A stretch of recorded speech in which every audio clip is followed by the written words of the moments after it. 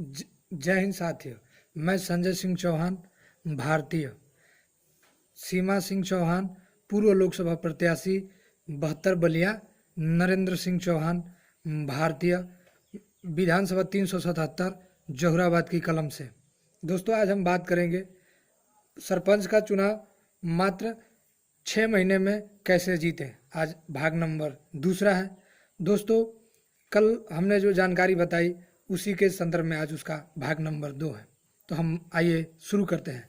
नमस्कार साथियों, हम गांव में देखते हैं सभी लगभग किसान भाई पशु ही रखते हैं। तो केंद्र या राज्य सरकार की योजनाओं के अंतर्गत उनको टीके लगते हैं जिससे पशुओं की बीमारी ना हो, जैसे गला घोट, लंगड़ा, खांसी या अन्य प्रकार के। वो टीके हम समय समय निःशुल्क लगते हैं, समय समय पर ला के लगवाएं।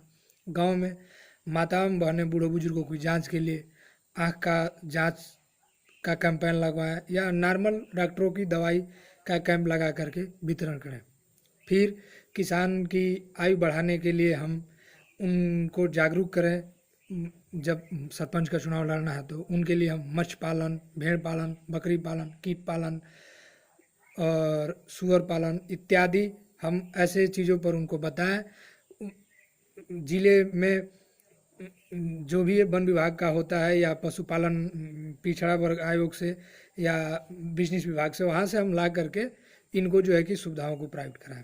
इसके संदर्भ में जितने भी ग्रामीण लोग हैं, इनको खेत के ज़मीन के हिसाब किताब के लिए बहुत तकलीफ होती है। तो इनका आप आय, जात, निवास, खसरा, खतौनी, इंतखाब, जोतबोही जो भी है ऑनलाइन नज़दीकी जन सेवा केंद्र या तो गांव में ही खोलें या तो उनसे संपर्क में रहें और इनका समय समय पर निकाल के देते रहें, अपडेट कराते रहें।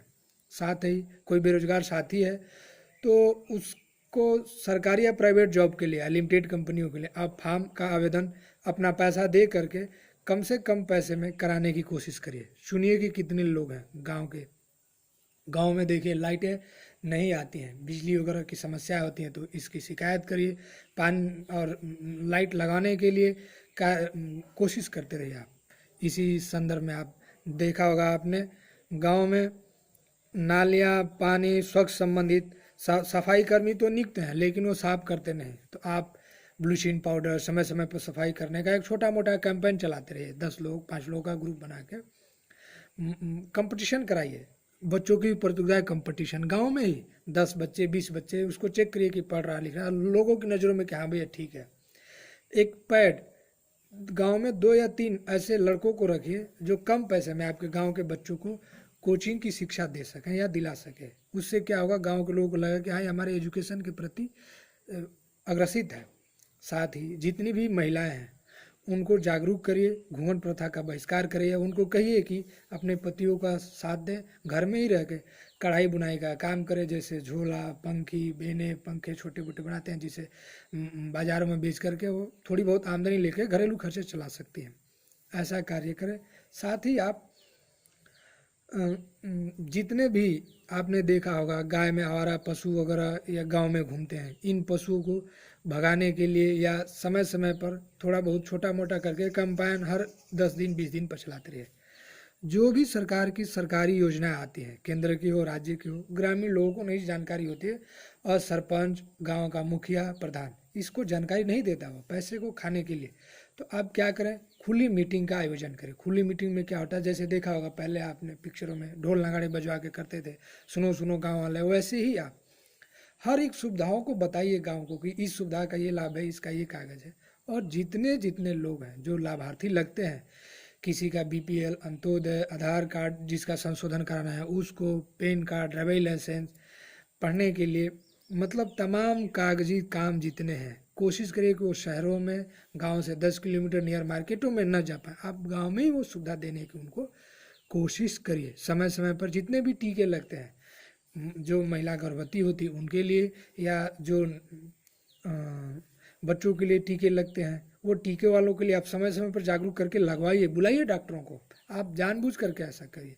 फिर इसी में आप ध्यान में रखिए कि गांव में जब भी कोई त्यौहार या पाठ पूजा होता है, जिस भी धर्म के लोग हैं जिसको मानते हैं, आप सब में जाइए, घुलिए मिलिए, उनके बढ़ चढ़ को त्योहारों को पार्टिसिपेट करिए, करवाइए, आयोजन करिए, लोगों को जागरूक करिए। देखिए कि हाँ एक संस्कार डालने की कोशिश करिए, बोलचाल की भाषा में, रहन सहन की भाषा में, क्योंकि एक गांव का है आपको, तो गांव के लगभग सारे लोग आपको जानते ही हैं कि भाई कौन सा क्या है, कैसा है, कितना अमीर है, कितना गरीब है। 2,000-3,000 संख्या होती है, कई ऐसे गांव है जहाँ 40,000 30,000 भी संख्या है। तो इस हिसाब से आप एरिया वाइज धीरे धीरे शुरू करिए।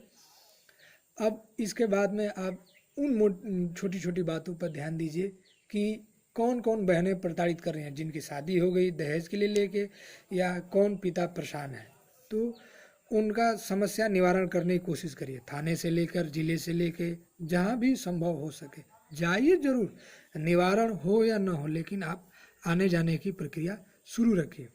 साथ ही आप देखिए कि अब गांव में क्या बचा है, कौन सी ऐसी सुविधाएं हैं जो हमारे गांव में नहीं, जैसे वाईफाई नहीं है, कोई नेता मंत्री आ रहा नहीं आ रहा है, क्या कर रहा है, तो लाने की कोशिश करिए, उसको इनवाइट करिए, कोई फंक्शन करके उसको बुलाने की, ताकि लोगों को लगे कि इसकी मंत्री नेताओं तक पहुंच है। साथ ही आप जितनी भी गांव में बालिकाएं बच्चे पढ़ने लायक हैं, तो उनको किताब पेन पेंसिल एक ही देने की कोशिश करिए, लेकिन दीजिए उनको। एक ही बच्चा है, ज़्यादा नहीं दे सकते, 2 रुपए की लाइए, 1 रुपए की पेन लाइए, 1 रुपए की कापी ले, कोई बात नहीं भाई, हमारे तरफ से आप ये लीजिए पढ़ने के लिए, हम पढ़ने के लिए दे सकते हैं। शराब नहीं दे सकते, स्पष्ट बोलिए, हम पैसा नहीं दे सकते, दारू नहीं दे सकते, मांस मदिरा नहीं दे सकते, लेकिन शिक्षा के लिए दे सकते हैं। आप पढ़िए, अपने बच्चों को पढ़िए, ऐसी ऐसी मोटिवेशनल बातें करिए। अगर आपको किसी प्रकार की समस्या या दिक्कत महसूस होती है तो आप हमारे कमेंट बॉक्स में जाइए, हमको लिखिए, मैसेज करिए, और जो भी आपको परेशानी लगती है मैं स्वतः आपसे संपर्क करूंगा। अन्य भी किसी प्रकार की आपको समस्या जानकारी चाहिए तो मैं बताता रहूँगा। दोस्तों, क्योंकि मेरी डिफेंस की नौकरी है, मुझे समय कम मिलता है, तो जैसे ही खाली होता हूँ मैं आप लोगों के सामने वीडियो लेकर आता हूँ। सामाजिक तौर से मैं चाहता हूँ कि हर युवा वर्ग आगे आए, भ्रष्टाचार को जड़ से ख़त्म करे और देश का नेतृत्व करे। तो इसी कड़ी में आज के लिए इतना ही। जय हिंद, जय भारत।